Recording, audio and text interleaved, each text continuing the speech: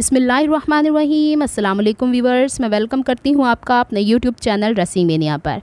आपसे previously 2 videos share की हैं। एक में कंप्लीट ड्रेस की कटिंग आप लोगों से शेयर की थी और सेकंड वीडियो में मैंने आपसे फ़र्शी शलवार को एक थोड़े से डिफरेंट स्टाइल में स्टिच करके उसकी डिटेल्स शेयर की हैं।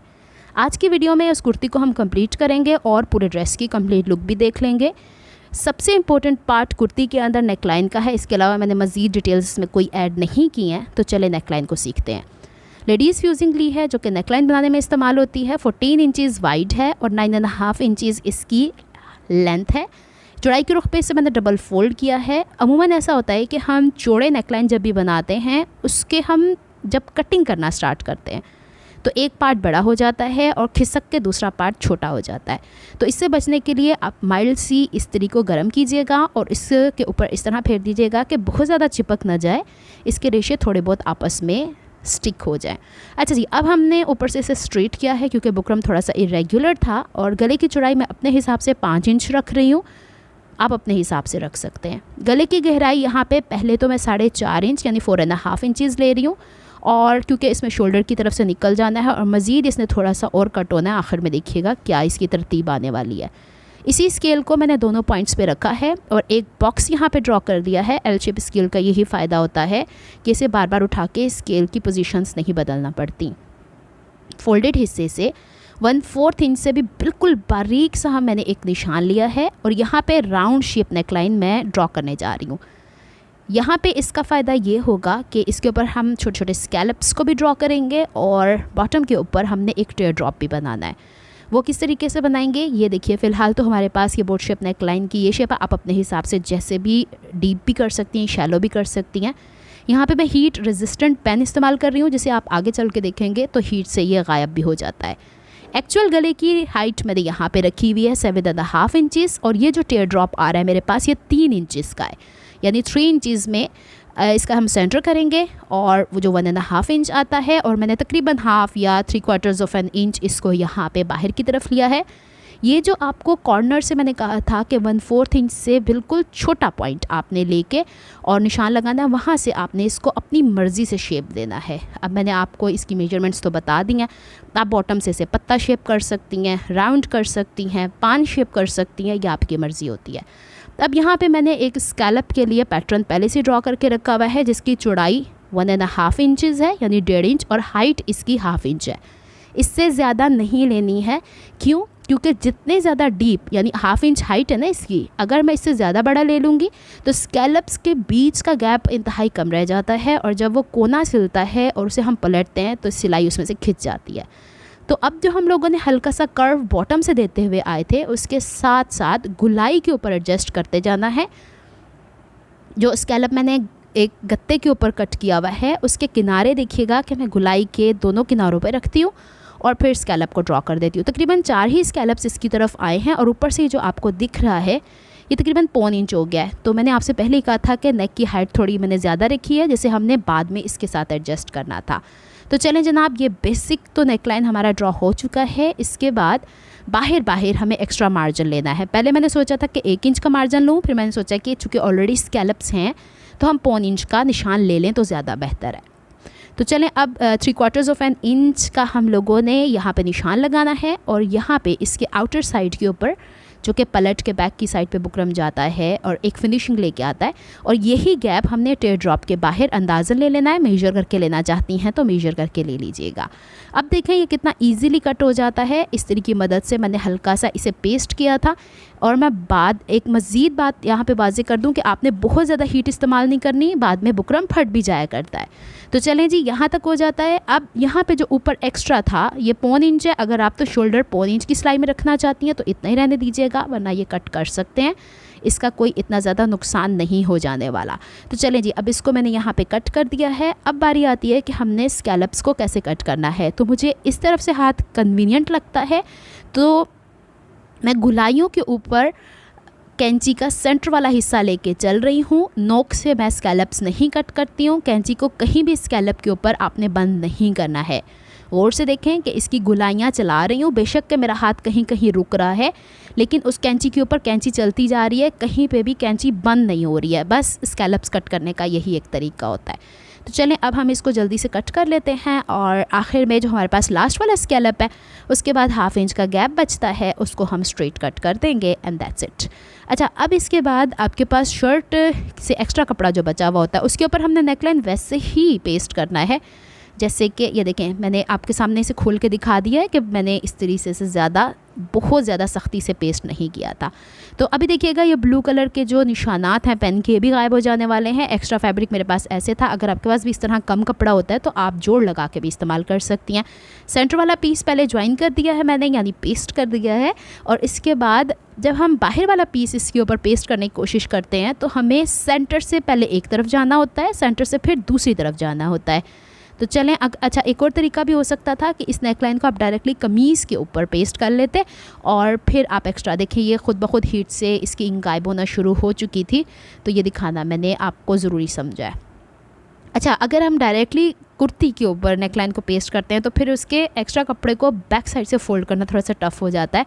तो मैं तो यही बेहतर समझती हूँ कि एक्स्ट्रा कपड़े पे पहले पेस्ट किया जाए, फिर इसके अंदर वाला हिस्सा ये जो हल्का हल्का पेस्ट हुआ इसे निकाल दिया जाए, क्योंकि सिलाई में बहुत परेशानी करता है। बाज़ औक़ात हमें पता ही नहीं चलता कि कौन से 2 हिस्से सेपरेट हैं।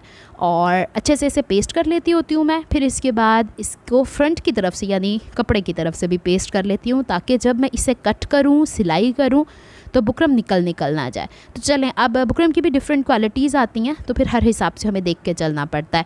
अब यहाँ पे मैंने 1/2 इंच का मार्जिन एक्स्ट्रा रखा है और जो शेप मेरे पास आउटर नेकलाइन की है उसी के हिसाब से मैं इसे गुलाइयाँ कट करते चले जा रही हूँ। और फिर आखिर में हम इसे बैक की तरफ फ़ोल्ड करेंगे। अच्छा, बैक की तरफ फ़ोल्ड करने के लिए अब चूँकि इतनी शदीद किस्म की गुलाइयाँ हैं इसके अंदर, तो ये वाले जो नैरो सी शैलो सी हमारे पास गुलाइयाँ इसको तो कट नहीं करती हूँ मैं, ये वाले हिस्से ज़रूर कट करना मुनासिब समझती हूँ। इसका फ़ायदा ये होगा कि ये बैक की तरफ ईज़िली मूव हो जाएंगे। अब मैंने यहाँ पे ग्लू लगाना मुनासिब समझा है, मैंने मशीन के साथ सिलाई नहीं लगाई। अगर आप आसान समझती हैं तो आप मशीन से 1/2 फुट की सिलाई लगा सकती हैं। तो चलें अब हम इसको ये गुलाई वाले हिस्से भी फ़ोल्ड कर लेते हैं। अब अक्सर बहनें मुझसे पूछती हैं कि आप ग्लू कौन सा इस्तेमाल करती हैं, तो ये जो क्राफ्ट ग्लू होता है ये अमूमन मैं यूज़ करती हूँ। मैं स्टिक ग्लू नहीं यूज़ करती, क्योंकि कराची में इतनी शदीद गर्मी पड़ती है कि वो मेल्ट ही रहती है, तो ये वाला ग्लू बिल्कुल ठीक रह जाता है। तो चलें जी, अब हम इसको आराम से बैक की तरफ फ़ोल्ड कर लेते हैं और बैक वाले दूसरे वाले हिस्से को भी ऐसे ही कर लेंगे। उसको मैंने ऑफ द कैमरा कर लेना है। अच्छा, ये देखें हमारे पास बिल्कुल रेडी हो गया। इसको बैक साइड से मैं आयरन कर लिया करती हूँ ताकि ग्लू हल्का हल्का वेट होता है तो वो ड्राई हो जाए। अब इसको हमने यहाँ सेंटर से पकड़ के बुकरम वाली साइड्स अंदर रखनी है और कपड़ों वाली साइड बाहर लानी है और सेंटर क्रीज़ बना लेनी है। सेंटर क्रीज़ बॉटम पे भी बना लीजिएगा। अब ऊपर से मैंने एक छोटा सा कट लगा लेना है ताकि कुर्ती के फ्रंट वाले हिस्से के सेंटर से प्रॉपर्ली मैनेज हो जाए। चलें जी, अब कुर्ती का फ्रंट पीस लिया है, यहाँ से पता चल रहा है इसके मोढ़े की कटिंग से। अब हम इसको अपने हिसाब से बिछा लेते हैं जैसे हमें इजी लगता है। मुझे थोड़ा सा यहाँ दिक्कत हो रही थी कवर करने के लिए, तो मैंने इस तरह से रख लिया।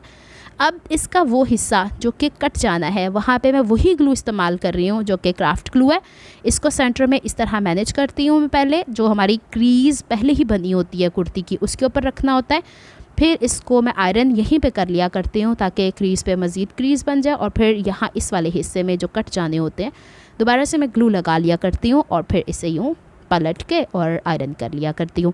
तो चलें जी, अच्छा, दोनों तरफ के शोल्डर्स ज़रूर नाप लीजिएगा कि एक जितने आने चाहिए। तो बस यही इसका एक रूल है। फिर इसके बाद हम इसकी सिलाई करना शुरू करते हैं। अच्छा, जो बहनें तो बिल्कुल प्रो हैं वो एक सिलाई लगा लें सेंटर में, और नहीं तो डायरेक्टली रख के भी आप इसको कर सकती हैं। हर सिस्टर का एक अपना लेवल होता है काम करने का, आप अपने हिसाब से उसे लेके चल सकती हैं। मेरा मकसद यहाँ पे बेसिक से एडवांस हर इंसान को सिखाना होता है, तो जिसको जो बेहतर लगता है वो उस हिसाब से काम करता है।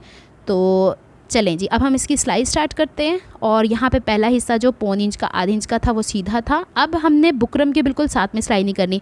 सिलाई करते हुए एक चीज़ का ध्यान रखिएगा, जहाँ गहराई आ रही है वहाँ कोने में एकदम ले जाके कोना ऊपर लेके नहीं आ जाना, पहले एक सीधा टांका लगाना। ये देखें, फिर इसको गोलाइयों को लेके जाना है। बस यही एक इसमें टिप थी, वरना मैंने बाकी सारी चीज़ें थोड़ी सी फास्ट कर दी हैं ताकि आपको समझने में आसानी हो। जहाँ पे गहराई में कोना है वहाँ एकदम आपने वी शेप नहीं बना देना, बॉटम की तरफ जाना है, एक टांका सीधा लेना है, फिर सामने लेके आना है। मैंने अपनी प्रीवियस वीडियोज़ में भी ये सब कुछ शेयर किया हुआ है। अब देखें मैंने इसके सारे एक्स्ट्रा मार्जिन कट कर दिए हैं, बस ये कट में कट लगाया है, स्कैलप्स में मैंने कोई कट नहीं लगाए। आपके सामने ज़रा मैं इसे फोल्ड करती हूँ, यानी इसको फ्लिप करती हूँ। अच्छा, वो जो नीचे हमारे पास टेयर ड्रॉप है उसके अंदर मैंने छोटे छोटे कट्स लगा दिए थे। मैंने ऑफ द कैमरा इसलिए ये काम कर लिया ताकि आपका टाइम बच जाए। अगर आपको लगता है कि कोना कहीं से खिंचा है तो आपने शर्ट वाले हिस्से को हल्का सा स्ट्रेच करना है, बहुत ज़्यादा। और पहली सूरत ये कि बैक से वो हिस्सा कट जाना चाहिए, सिलाई तक सिलाई नहीं कटनी चाहिए उसके अंदर, बस यही एक टिप है। और फिर हम इसको यूँ पहले तो हाथ से बैलेंस करते हैं बुकरम वाले हिस्से, क्योंकि आपको पता है बुकरम से हम थोड़ी सी दूरी के ऊपर सिलाई लगाते हैं तो ये पलटना आसान हो जाता है। चलें जी, अब इसको मैं बगैर इस्त्री के ही आपको दिखाई दे रही हूँ कि इसकी लुक कैसे आ जाने वाली है। तो आपको भी समझ में आ जाएगी कि वो वी के अंदर जो हम सीधे सा एक टांका लेते हैं उसका क्या फ़ायदा हो जाता है। चलें जी, अब इसको जल्दी से मैंने पूरा आपको करके दिखा दिया है कि कहीं पे भी अगर आपको डाउट हो, ये देखें बगैर इस्त्री के ही बिल्कुल प्रॉपर आया है। लेकिन आयरन करना है, पहले मैं हमेशा गले को बैक की तरफ से आयरन किया करती हूँ ताकि ये अपनी जगह पे बैठ जाया करे, फिर इसे मैं फ्रंट की तरफ से आयरन कर लिया करती हूँ और फिर मैंने इसे तुरपाई कर देनी है। अब आपको लगेगा कि जो पान का पत्ते नुमा स्ट्रक्चर बना हुआ है या फिर पत्ती नुमा स्ट्रक्चर बना हुआ है उसमें तो गैप है, उसमें हम क्या करेंगे। देखें गला फ्रंट और बैक से इतना चौड़ा है कि आप अगर इस चीज़ को बिल्कुल टोटली कंसील कर दें किसी एक बटन से तो आपको गला पहनना आसान होगा, बटन खोलने की तो ज़रूरत ही नहीं है। तो मैंने इसको बैक के शोल्डर से पहले नाप लिया था कि कितना गैप मुझे क्रिएट करने की ज़रूरत है। अच्छा, पहले मैंने तुरपाई कर ली थी बैक के नेकलाइन पे, फिर बीच में ये मोती लगा दिया था। ये देख लें जनाब, ये है कंप्लीट लुक। ये एक हमारे पास मार्बल टाइप का मोती था, सेम कलर का, मुझे अच्छा लगा। बैक के नेकलाइन को हल्का सा 1.5 इंच मैंने गोलाई में दे के और एक पट्टी लगा दी थी। और बाजू के आगे स्कैलप्स बन सकते थे, लेकिन चूंकि मेरे समर्स के घर के कपड़े हैं तो मुझे बुकरम यहाँ पे बिल्कुल अच्छा नहीं लगने वाला। यहाँ पे इस दफ़ा मैंने सिलाई लगा के गलती कर दी है, हालांकि मुझे तुरपाई करनी चाहिए थी और तुरपाई ही बेहतर रह जाती है।